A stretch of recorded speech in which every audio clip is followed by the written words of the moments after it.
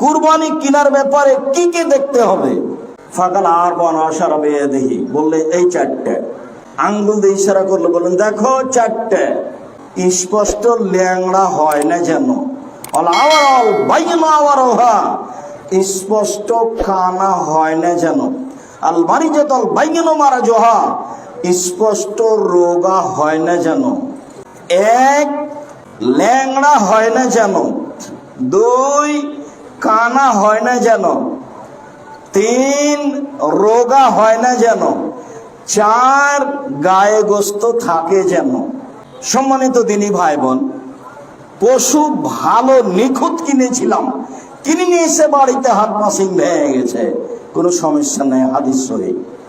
কিন্তু কিনেছে নিখুঁত পূর্ণ, এসে বাড়িতে ধরা পড়েছে, এটা আবার পাল্টাতে হবে।